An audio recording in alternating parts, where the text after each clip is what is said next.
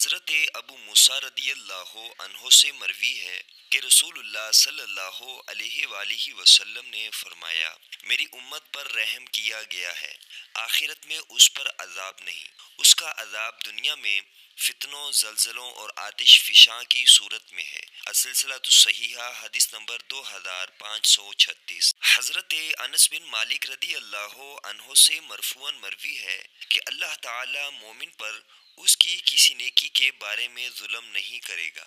ایک روایت میں ہے، دنیا میں اس نیکی کی وجہ سے اسے ثواب دیا جائے گا اور آخرت میں بھی اس کی وجہ سے بدلہ دیا جائے گا، جبکہ کافر کو اللہ کے لیے کی جانے والی نیکیوں کی وجہ سے دنیا میں کھلایا جائے گا، لیکن آخرت میں اس کے لیے کچھ نہیں ہوگا۔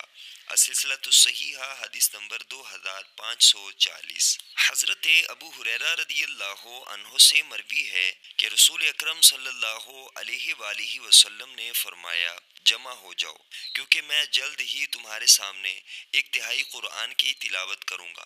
جمع ہونے والے جمع ہو گئے۔ پھر اللہ کے نبی صلی اللہ علیہ وآلہ وسلم باہر آئے اور قل هو اللہ احد پڑھی، پھر اندر چلے گئے۔ پھر اللہ کے نبی صلی اللہ علیہ وآلہ وسلم باہر نکلے اور فرمایا، میں نے تم سے کہا تھا کہ میں تمہارے سامنے قرآن کا ایک تہائی تلاوت کروں گا، غور سے سن لو، یہ سورت قرآن کے ایک تہائی کے برابر ہے۔ السلسلہ الصحیحہ حدیث نمبر 2737۔